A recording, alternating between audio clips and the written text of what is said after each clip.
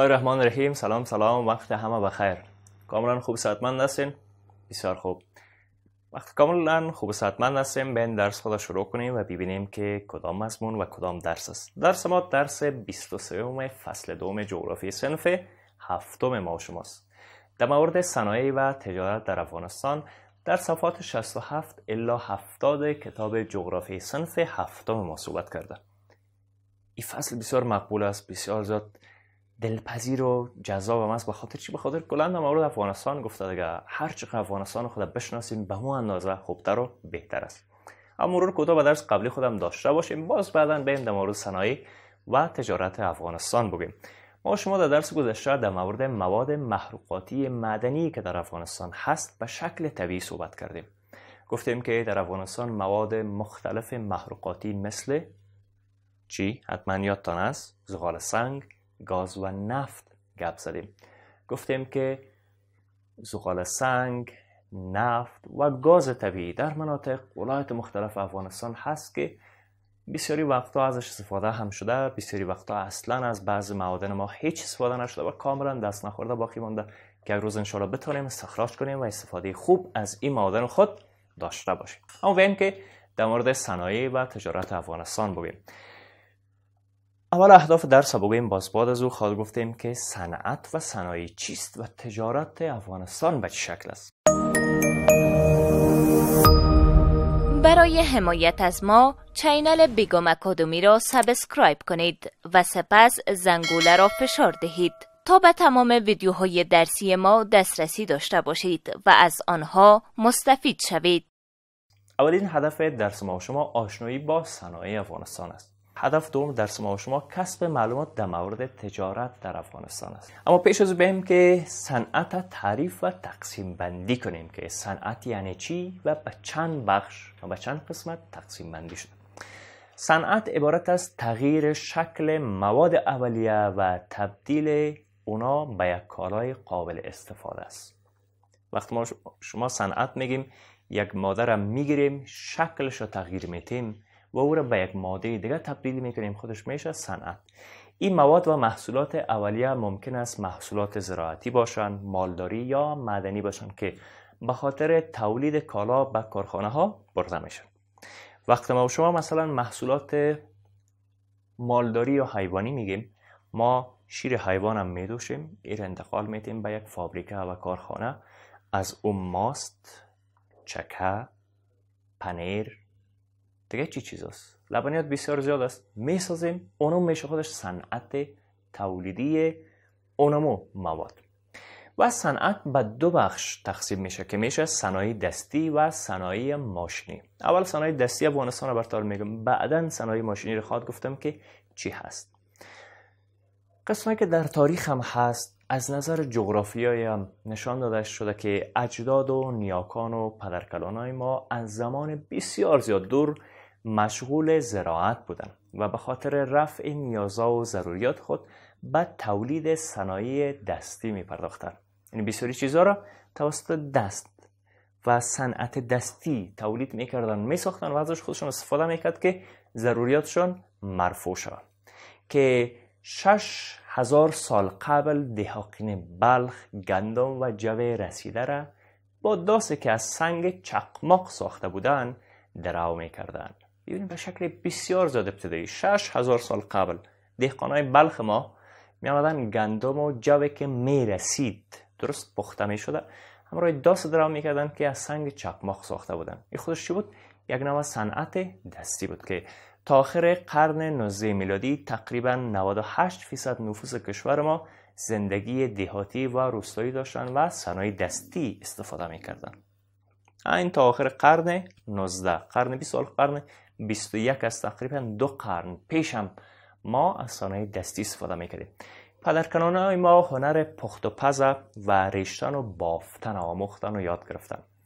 پخت و پز انواع خوراکی ها را و همچنان ریشتن و بافتن لباس ها و گیلم و فرش و بعضی چیزهای دیگه. از منابع حیوانی پشم، پت، پوست، ابریشم و از منابع نباتی پنبه و از منابع معدنی آهن، مس، طلا و نقره و خاک در صنایع دستی کار میگرفتن. این از چیزهای مختلف در صنایع دستی کار میگرفتن و بعضی چیزها را ما شما گفتیم که میرشتن، میبافتن، میپختن، میساختن و گپای دیگه که بود استفاده هم میکردن. از جمله قالین بافی یکی از صنایع دستی ما در گذشته ها تا فی الحال هم چی بوده؟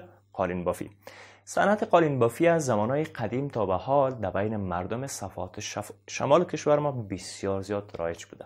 تا فعلا هم هست و در نقاط مختلف افغانستان فعلا هم قالین بافی هست و مردم قالین میبافن و حتی به خارج از افغانستان صادر بشه.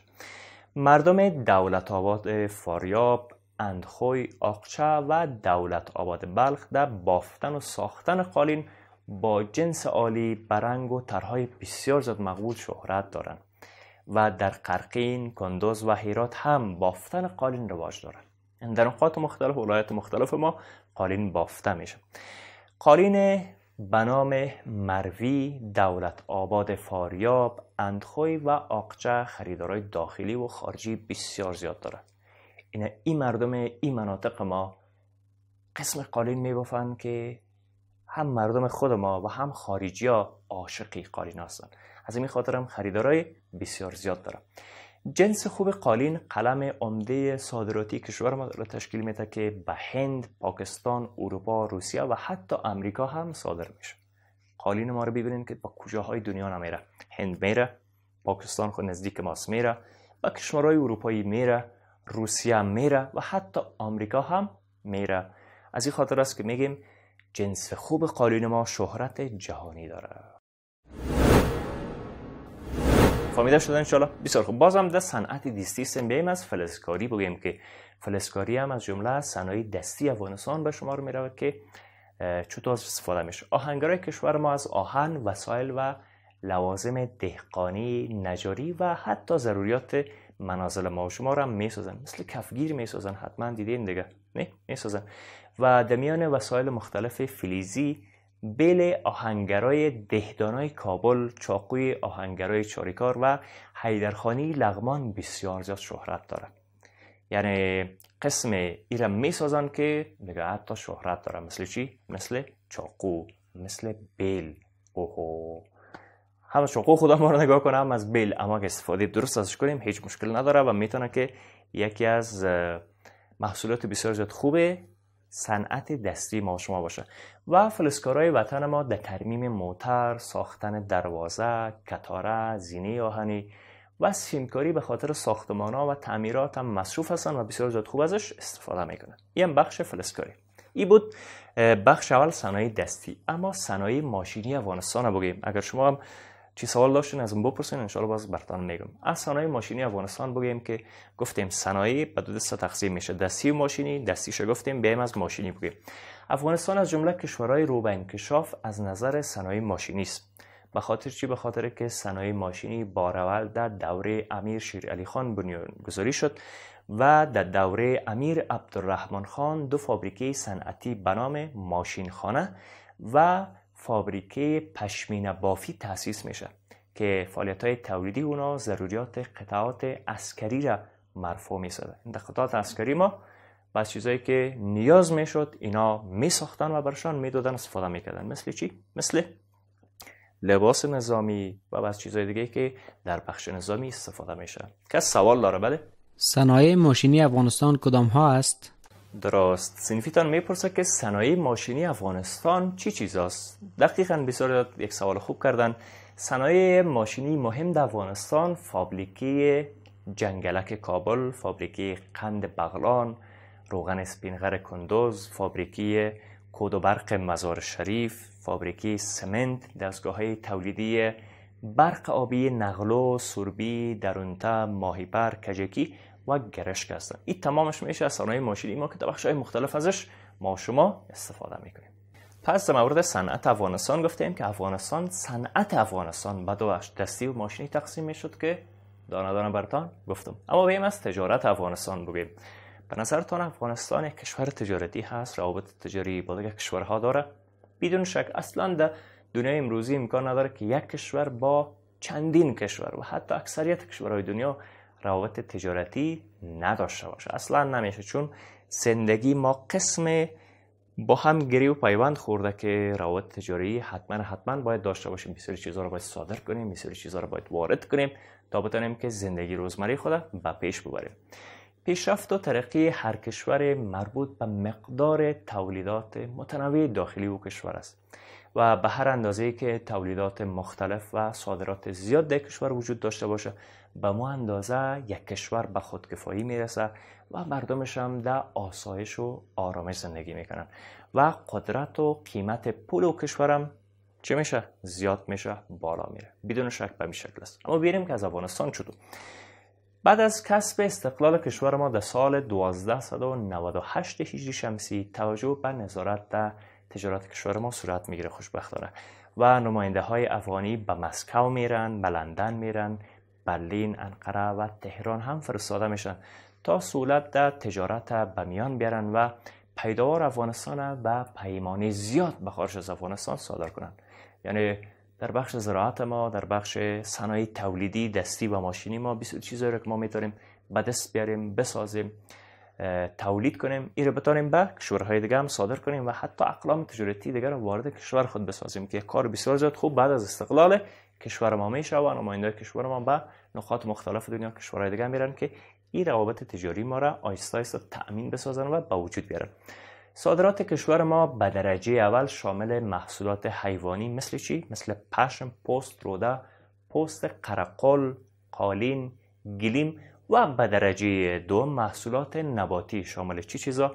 شامل میوه تازه و خشک، سنگای قیمتی و نباتات طبیعی است که به ممالک مختلف صادر میشه. چقدر خوب. پس ما صادرات بسیار زیاد خوب در بخش‌های مختلف به درجه اول و به درجه دوم داریم. درجه اول که میگیم یعنی مقدار زیاد محصولات حیوانی ما صادر میشه. به درجه دوم محصولات نباتی ما که ما براتون نام گرفتم و حتی سنگای قیمتی کشور ما به کشورهای دیگه صادر میشه. پس این هم در مورد صنایع افغانستان و تجارت افغانستان در کتابتون گفته بود که من بسیار زیاد کوتاه و خلاصه براتون کلاشه گفتم. ان شاء الله فهمیدین؟ بسیار خوب. بیاین که درس خود جمع‌بندی کنیم، کارخانگی رو براتون بگیم و بخیر تمام. ما شما در این درس مورد صنایع افغانستان اول گفتیم که صنایع افغانستان به دو قسمت و دو بخش تقسیم میشد. یک، صنایع دستی که از گذشته‌های بسیار زیاد دور اجداد و پدرکلانای ما بعضی چیزا رو میساختن که در زندگی روزمره خود از او استفاده میکردن. مثلا گفتیم داس ساخته بودن از سنگ چقماق که به خاطر درو کردن گندم و جوجواری رسیده استفاده میکردن و تا امروز که از ما بیل میسازیم، چاقو میسازیم، این از جمله صنایع دستی ماست. و در بخش صنایع پیشرفته و مدرن که امروز هست، صنایع ماشینی هم ما بعضی چیزها را خوشبختانه میتونیم تولید کنیم، بسازیم که به خاطر استفاده روزمره مردم ما مورد استفاده قرار میگیره. و در بخش تجارت افغانستان گفتیم که افغانستان هم از سالهای بسیار زیاد پیش از به استقلال رسیدن ما روابط تجاری خوب با کشورهای دیگه تامین کردیم و میتونیم که قلم‌های مختلف تولیدی، صنعتی و زراعتی خود به کشورهای دیگه صادر کنیم که در تجارت ما، در اقتصاد ما بسیار زیاد نقش خوب داره. تمام گپایی بود که در درس امروز براتون گفتم. اما کار خانگی نشه کنید. سوال اول، صنعت چیست؟ تعریف نمایید. صنعت تعریف میکنین. سوال دوم، مهمترین صنایع ماشینی افغانستان کدام هاست؟ مهمترین صنایع ماشینی رو ما رو میگیریم.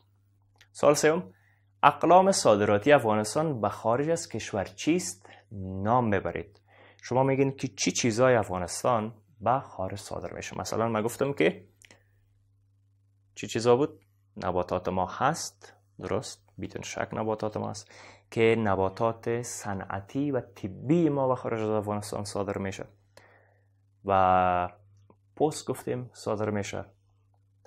دیگه چی چیز صادر میشد؟ پوست قرقل، پوست حیوانات، حتی روده حیوانات و بسیار چیزای دیگه به خارج صادر میشه. قالین ما به خارج صادر میشه که شهرت جهانی داره و خریدارای بسیار زیاد هم در داخل افغانستان و هم بیرون از افغانستان داره و اقلام بسیار زیاد خوبه که ساخته میشه و صادر میشه و ما ازش خوب میتونیم استفاده کنیم در بخش ساخت و ساز، در صنعت، در تجارت، در رفاه و آسایش زندگی مردم. درس ما قبول دیگه تمام شد تا که باز هم همدیگه میبینیم. تمامتون به خداوند بزرگ. قبل از آغاز درس بعدی وقفه کوتاه میگیریم.